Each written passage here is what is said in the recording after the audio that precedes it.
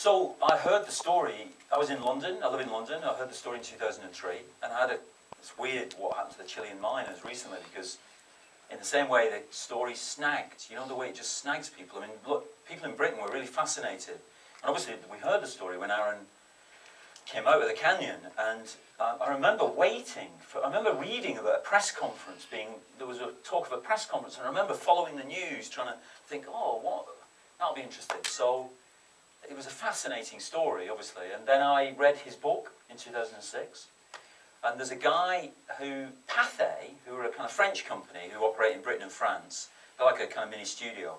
The guy who runs that is a climber. He's called Francois Rivenel, and he sets up this meeting with Aaron. And I went to meet Aaron in Holland, and I think you were on tour with, I think you were on a book tour, or that was a vacation. That was a vacation. Anyway, and we talked, and I had a very particular and passionate vision of how I thought it should be, and you wanted to keep a bit more control of it, very wisely. Perhaps also as impassioned, but yeah. Yeah, no, because you'd written a book, and it's very factual, and I was basically saying, oh no, don't do that, do like this. Anyway, we couldn't find common ground on it really. So, but he was right. But no, and then we got back together again after Slumdog. Again, Francois Rivenel was very. He always thought that we would find common ground, and you were more open then to the idea of us putting the entire story in the hands of an actor, which is sort of what I was saying, is that we have to give it to an actor. And my take on it was always that you'll never be able to watch, if we depict it correctly, what happened to you, you'll never be able to tolerate it unless you can empathise. And the way we all know that happens is through actors. You know, it's not really through the slightly cooler tone of a documentary. And so we got together and started writing a script of it as a first-person immersive experience. There's a rumour going around that he was going to be in 28 months later. That was the latest rumour I heard. Oh, what's that? I'd love to direct another one of it, actually, because I watched the second one. I wasn't that involved in the second one, and I really enjoyed watching it as a punter, you know. Because when you make films, you never really see them as like punters see them. It's weird. You're entrusted with editing a film for an audience and preparing a film for an audience, and yet you're as far away from what they will see as you could ever get, because you've watched it hundreds of times and you've minusculely produced it.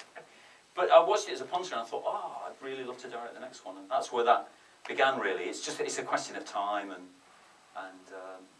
stuff. It'll be after 2012 if it happens, right? It'll be after 2012 if it happens? Well, if we're all spared, yes. If I'm still alive after the opening ceremony of the Olympic Games, it's always a question. Yeah, I'd love to, yeah. Is there a script? Not at the moment, no. There's an idea, but not a script as such at the moment. Is it in Russia where you go to sorry, it's very It's might be. So maybe I'll be a zombie too. I mean, we all do think of the film as being very different from Slumdog, because Slumdog was about millions of people, and this story is about one person. But we've discovered sort of strange similarities, in a way, between the two films. And I challenge the notion that Slumdog is somehow euphoric in a way that this isn't.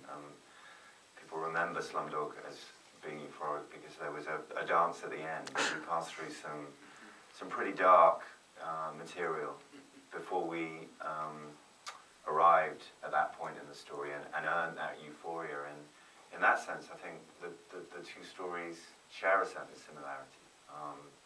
They don't pull their punches in the darker moments, but the upside of that is, at the end of the movie, hopefully audiences feel they've been through something powerful, meaningful and true. You know, so.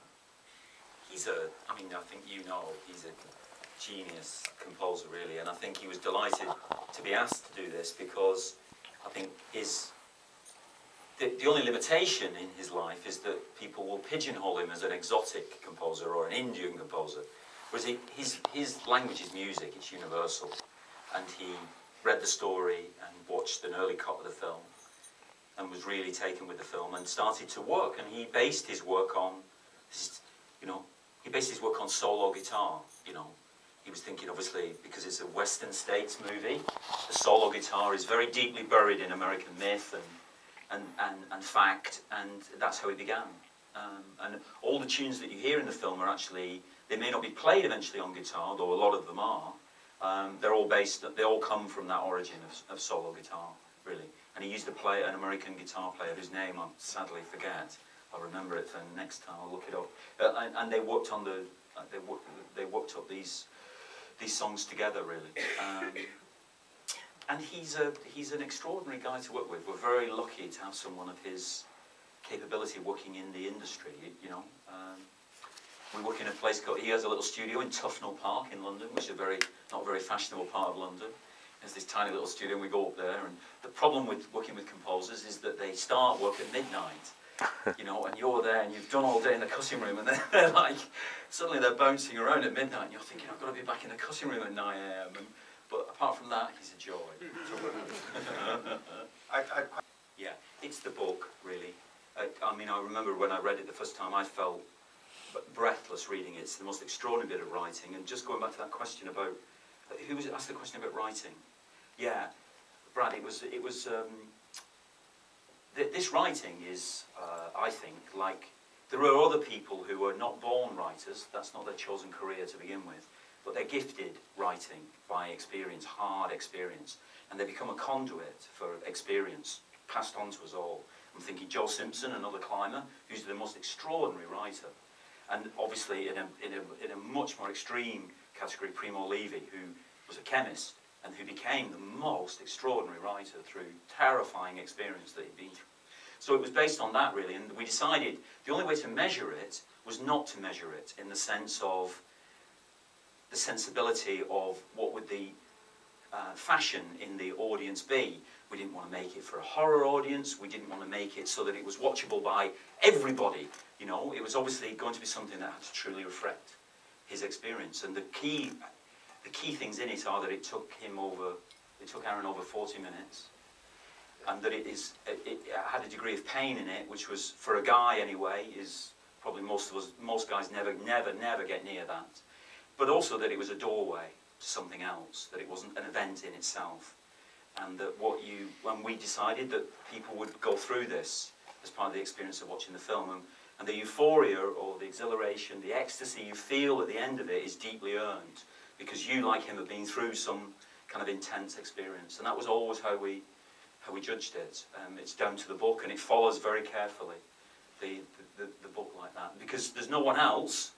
Not even doctors who do it under very different circumstances. There's no one else you can trust or who can teach you about it other than Aaron. So it was Aaron's voice. Yeah. Christian and I approached Fox Searchlight and said, please, we did so well last time, please, let's develop this, please, let's make this story. And they were rightly cautious to begin with, because it's a very, very difficult story to sell in many ways. Part of the process, I think, is that we had to find the right actor. Before we did that, Simon, who is also a climber, has been up Eiger, which is the European equivalent of Everest, came in and sorted out our script, and we all worked on it together, and then we saw a few actors, and we met this guy. And the only thing I've forgotten, that's a key ingredient, though I didn't know it at the time, was I remember seeing Pineapple Express and thinking, whoa. But also thinking, wow, Franco, he's got real range, hasn't he?